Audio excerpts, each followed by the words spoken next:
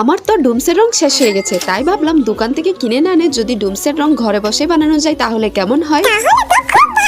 তাই ময়দা আর চিনি দিয়ে আজকে আমি বানাবো ঘরে বসে ডুমসের রং।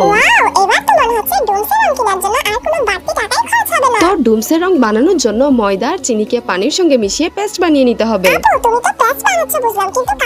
কালার বানানোর জন্য আমি প্রথমে ব্যবহার করেছি রান্নাঘরের হলুদ, মেহেদি আর গাছের লতা পাতা। তোমরা গাছের লতা পাতা আর কালারফুল ফুল দিয়ে বিভিন্ন ধরনের কালার বানাতে পারো। সবশেষে নীল কালার বানানোর জন্য ব্যবহার করেছি কাপড় ধোয়ার নীল। আমার কাছে আরো কিছু ময়দা আর চিনি পেস্ট বাকি ছিল, এগুলা দিয়ে আমি পরে অন্য কালার বানিয়ে নিব। এখন আমি আমার বানানো কালারগুলা দিয়ে তোমাদেরকে কিছু এঁকে দেখাই, যাতে বোঝা যায় আমার ঘরে বানানো রংগুলো আসলেই ডুমসের রঙের মতো কাজ করছে কিনা।